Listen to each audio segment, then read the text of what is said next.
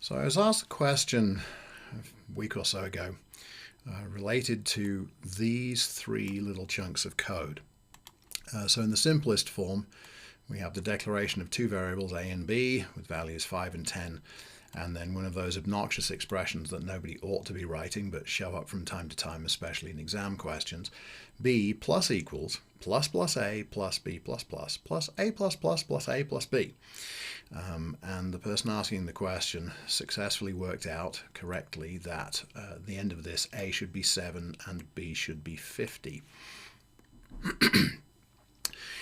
What puzzled them was that when they moved on to a variant of this expression, if I comment that one out and look at this one, the questioner thought that b should be 51 because this has changed. You notice it's gone from b plus equals to b equals b plus, the rest of the expression being the same. Now, obviously, the questioner is aware that b plus equals isn't actually the same thing as b equals b plus the rest of it in the general case, but in this case, they actually should be approximately the same. So the questioner was thinking that this would produce 51, and then in the final version, you'll notice what we have here. They moved the plus b to the very end, and were surprised that that one then does produce 51. So what I want to do is to distinguish the order of evaluation of operands from the execution of operations, because there's an important difference in Java which only shows up really when you have these obnoxious things like the pre and post increment and decrement operators. In general, things that have side effects in the middle of writing of operations can have nasty consequences, and we really shouldn't be writing code like that. And as I say, the person asking me the question knew that and was using this as an example reinforcing why that should not be done. However, let's consider this first one, and then we'll consider the variations. So to do this, I'm going to take it over to the whiteboard and we'll evaluate one step at a time what happens there.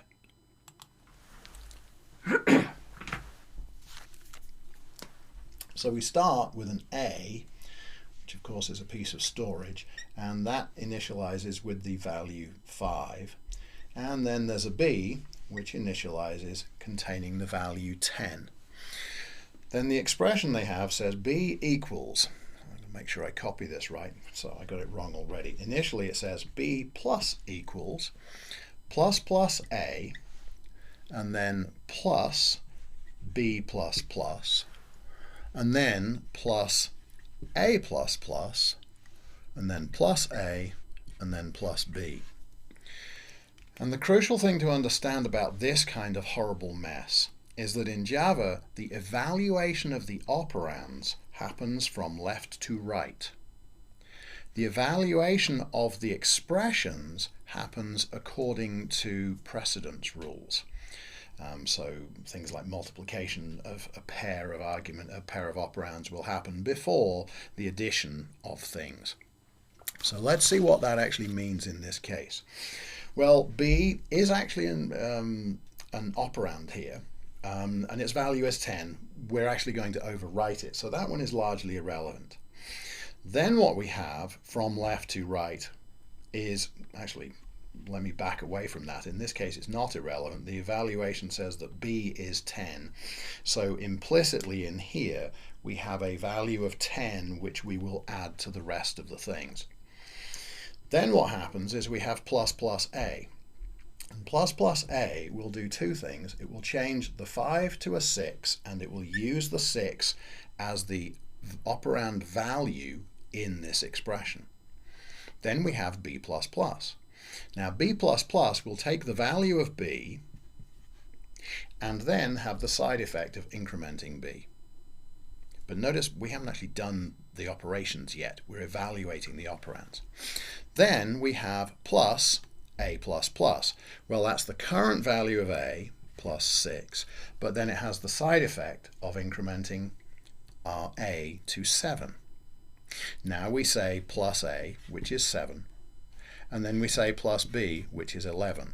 So 16 plus 6 is 26, plus 6 is 32, plus 7 is 39, plus 11 will be 50.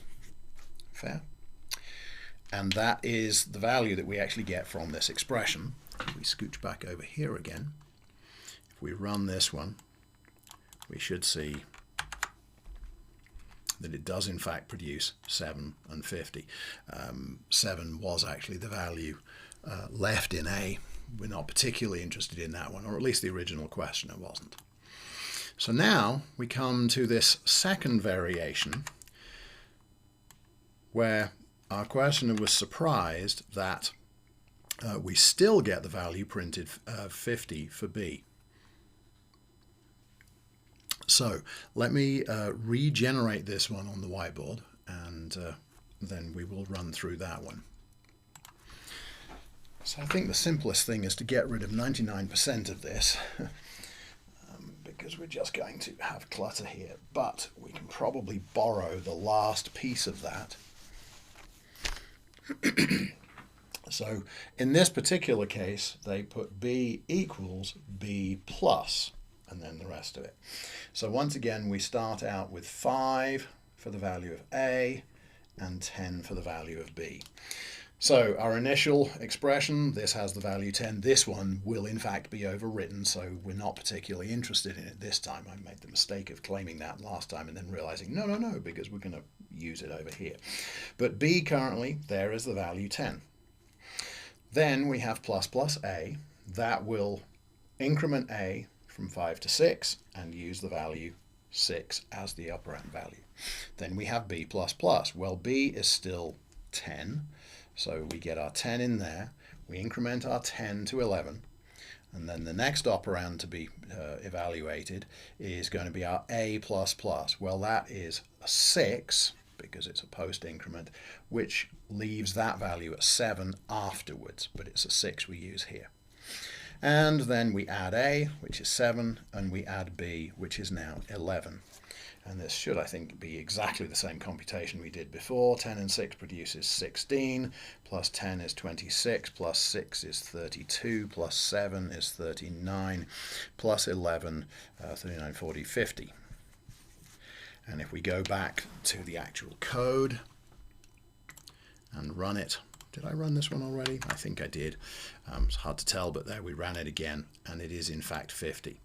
So I'm not quite sure what my original questioner's confusion was about this, but they thought this should have been 51.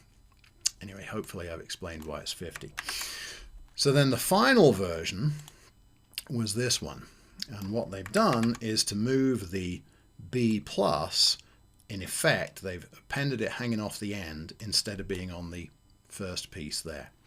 So we'll go back one more time and we'll take a look at this one. So borrowing as much as we can so I don't have to mess it up. We'll take that out of there, we'll get rid of these and we'll reconstruct them. A has the value 5, there's my storage. B has the value 10, there's my storage. My B went away from there and becomes a plus B on here. And you can probably already begin to see where this one's going. But what we have now, we evaluate B for this. We're going to overwrite it, it really doesn't matter, but it's 10. Then we have plus A, takes 5, produces 6. 6 is the value of this operand, plus. B plus plus, well, this B is 10, but the side effect of that is to increment that to 11. Then A plus plus, the value there will be 6, and the side effect is to increment it to 7, plus A is 7, plus B, well, this is now 11, right? Plus and 11 again. So the effect was that the B, when it was evaluated here, evaluated but not added, its value was still 10, but now it's 11, and so 6 plus 10 is 16, plus 6 is 22, didn't I say? I can't do simple arithmetic, my apologies. Plus 7 is 39, plus 11, 39, 49, I've done something wrong, why can't I add up? 6 and 10 is 16, plus 6 is 22, plus 7 is 29. There we go. plus 11, 29, 30, 40, plus 11 is 51. And that should be the value that we get when we come over here and run this version of it. So the important thing is to notice that evaluation of operands in Java is left to right. The use of those operands in the resulting expressions is then based on operator precedence and grouping and things like parentheses.